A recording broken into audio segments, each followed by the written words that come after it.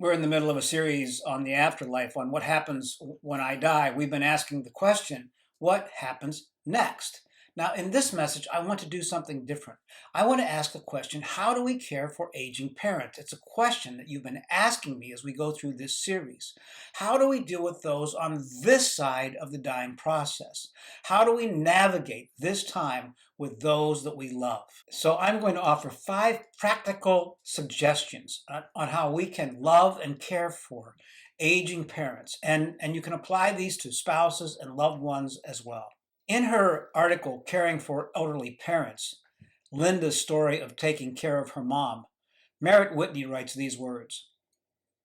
When Linda's mom fell and broke her hip, life changed in an instant for both her and her daughter.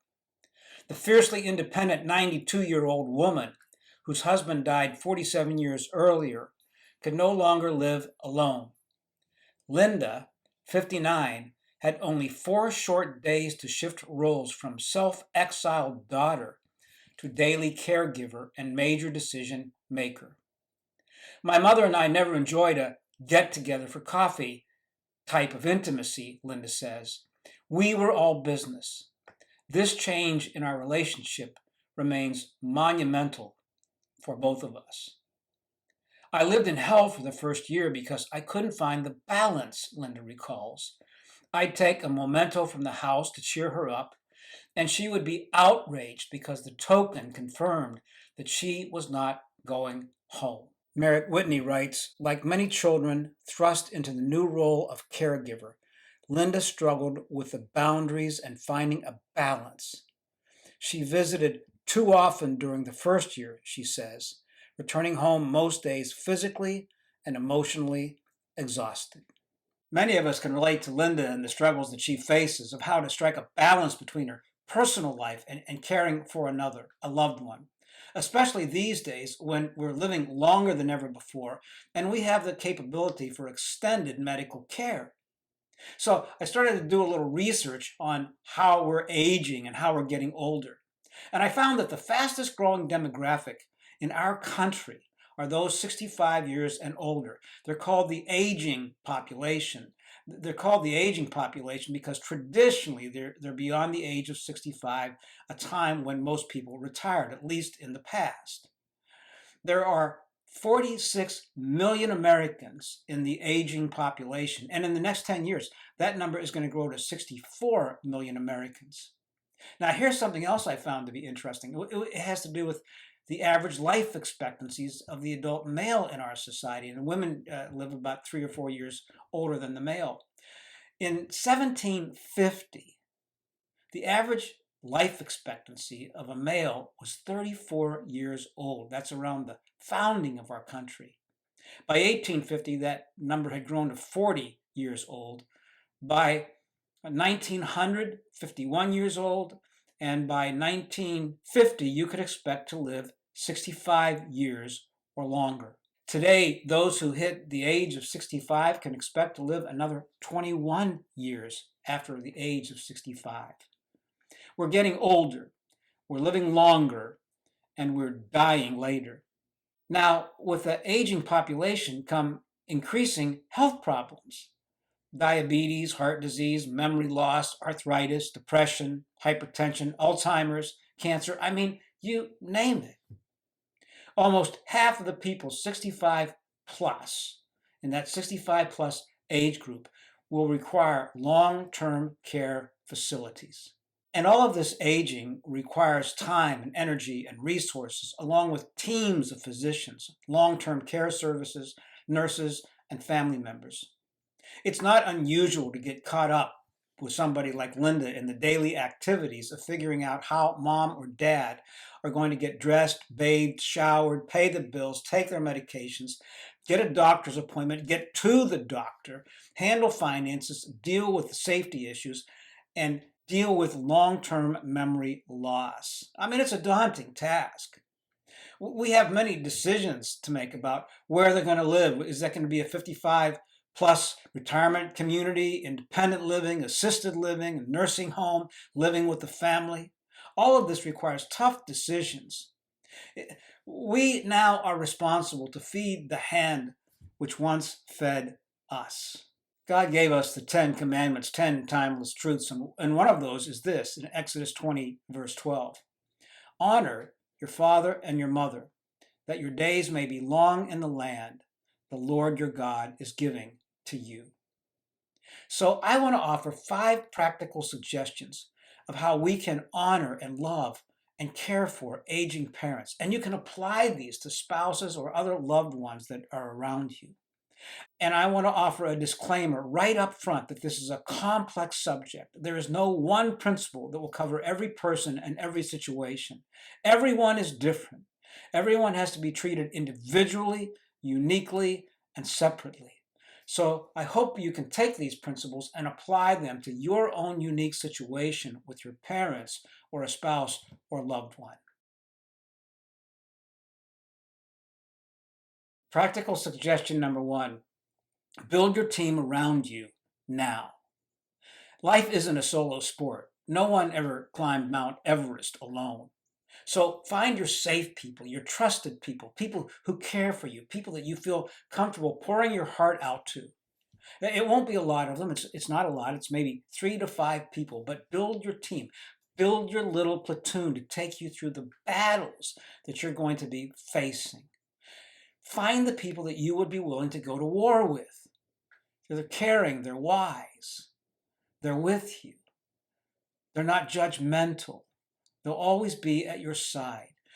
Build them up so that you can talk to them and develop a prayer chain and text them and email them and call them. Don't go it alone. Build your team around you now. Practical suggestion number 2. Start taking care of business now. Now is the time to start making the difficult decisions and asking the tough questions. Most of us delay the difficult decisions until it's too late. I've noticed in dealing with lots of family members who've gone through memorial services and funerals with them that the families often tend to avoid the tough issues by dealing with the little ones, the minor ones first. It's easier to say who's going to see mom this weekend than to decide where mom is going to live. It's easier to deal with the smaller, less complicated issues than the bigger, tougher ones. And this is where things get messy. I know it's hard to come to consensus among family members. I know that parents can often get stubborn. I know we can get stubborn. We get set in our ways. But the problem is that the longer decisions go unresolved, the more complex they get, and the more the options get limited to us. So start asking the complicated questions now. Who will take care of our loved one? What about finances, wills, a living will, attorneys, life support, long-term medication? Start taking care of business, the tough business, now. Practical suggestion number 3. Get the family on board now, right away.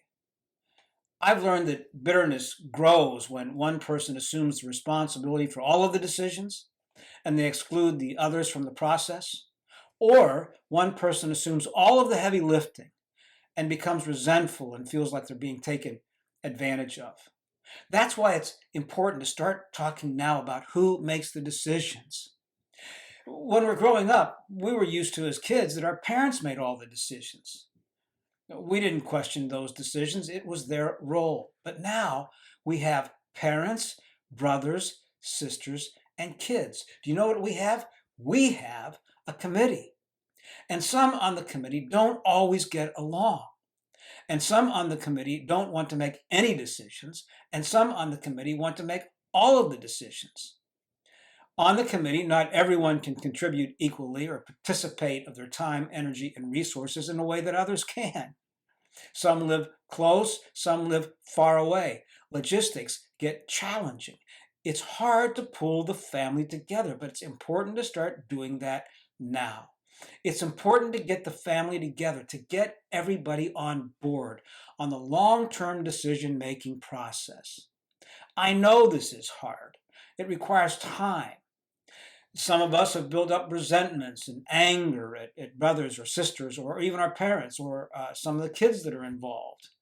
Over the years, maybe our spouses didn't get along. This stuff gets complicated, but it's now the time to start the process. Don't wait until it's too late. Don't wait until the crisis hits. And I want to give you a suggestion that I've learned has served people well. Involve your kids in the process. Question: who will take care of you when you get older and are in the aging process? Your kids. Question: where will your kids learn how to do this? From you. Your children need to become a part of the team, of the committee. It's preparation for them, it's training. I remember guiding a family through the death of their grandfather and gathering the little ones around, and we would chat with the grandfather, or I would go out and sit at the swing with the kids, and we'd talk about death and dying and what happens next, and why it's not to be feared, and why their grandfather was going to this wonderful place called heaven. So involve the kids in the process. Get everyone on board. This is a team challenge. It is a total family concern. Suggestion number 4, learn to take care of yourself. Learn to draw boundary lines. This is what Linda was struggling with. Here's what happens. Just at the time when the parents need extra attention, you, the child, hit your peak child-rearing years, marriage-building years, and career-building years. They all hit at the same time.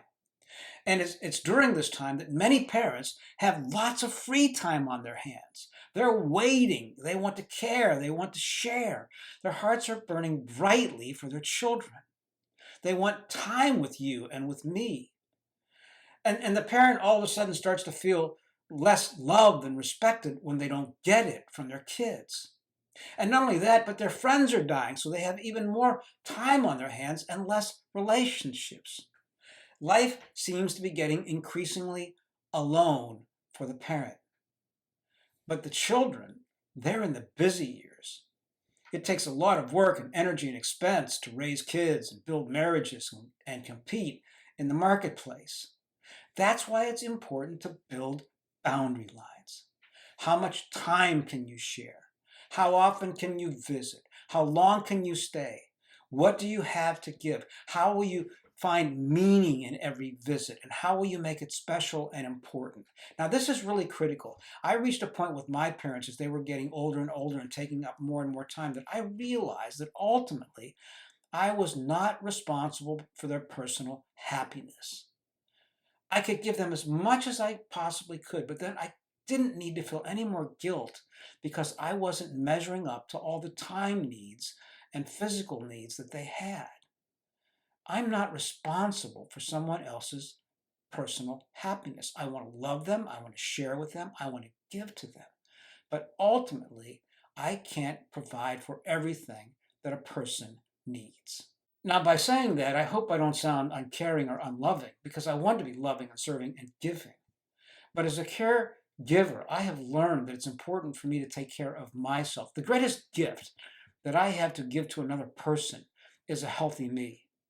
So it's important to do things for myself every day, to maintain my physical and emotional and relational and spiritual health. It's important for me to ask God every day, God, do something in my life today, however small it is, just to let me know that I matter, that you care, that you're walking with me through this process. Just let me know or hear from you. And I know that by taking care of myself physically, spiritually, emotionally, relationally, by hearing from God and by relating with God every day, I have something to give to someone else. That's why I'm saying it's important to draw boundary lines. And when we draw boundary lines, no second guessing, no regrets, no feelings of guilt. We won't get all of this right. The intention of our hearts might get sideways at times. We might get resentful or angry or bitter. It's okay. We are human beings. We have real needs. Turn those over to God and then trust Him. So draw boundary lines. Make sure that you take care of yourself. And in that taking care of yourself, don't beat yourself up. This is a really hard process. Give it to God and do the best you can before Him. Okay, the fifth and final practical suggestion: give them the hope of heaven. Maximize the window of spiritual opportunity. Tell them what's going to happen next. I remember when one of my best buddies was dying, and he called me over to talk to me and wanted to know what was going to happen next. And I was able to tell him at his bedside all of the wonders of heaven. And he found great peace and comfort in that. I've just been through two memorial services with two men that I know and love. And I've had some great discussions in the final days of their life with what's going to happen next, of the beauty and the splendor of heaven. And if you wonder about that, you can listen to the message on there's no place like home. What is heaven like? You can get books on heaven. There's some great books out right now. It is a great place. It is a wonderful place to go. Seeing our parents or loved ones go through the aging years reminds us of our own future. All of us are painfully aware of two facts. The people we love will become old and die, and one day we will become one of those people. So not only is it a time to share the beauty and the wonder and the riches of heaven with someone else, but it's a time for us to ask, where do I stand? What do I think? In the times that I've been with people in their last few days on planet Earth, I have found those times to be holy and sanctified and amazing. I had a friend just tell me as he's facing death, I've got a spiritual awareness and intensity in my life right now and a closeness to God that I've never experienced before. May we speak frankly and really and wonderfully and matter of factly about the hope of heaven that we have before us. Heaven is a real place and real people go there. And I want you to be informed of that place long before it comes time for you and I to face the issue of dying. And remember that ultimately, at the end of our lives, as we stand before God in heaven, there's only one question that really matters. Do you have a personal relationship with Jesus Christ? And I'm going to do my very best in this next message that's coming up to explain exactly what that means in as much detail as I possibly can. So I hope you'll listen to that message and pass it around. What happens when I die? We go to heaven. And when we do, we'll be able to say it's a real place, real people go there, and only one question matters. Do I have a personal relationship with Jesus Christ? Okay, so there's 5 practical suggestions. Now let me give you one pastoral word. Don't forget to tell them you love them.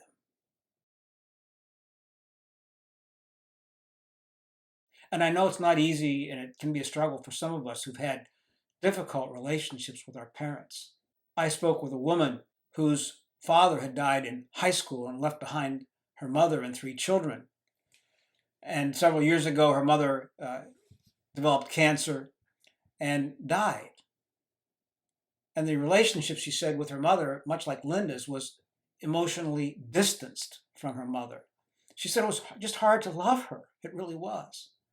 She said, I never really told her I loved her until the letter that I wrote and read at her memorial service. But it was too late for her to hear those words from me. It might be difficult. It might be hard. But look for ways to love our parents and tell them before it's too late.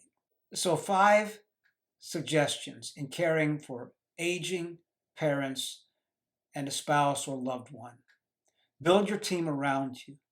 Take care of business. Get the family on board right away. Take care of yourself and draw boundary lines. Give them the hope of heaven. And a pastoral word. Don't forget to tell them you love them. Exodus 20:12. Honor your father and your mother, that your days may be long in the land the Lord your God is giving to you.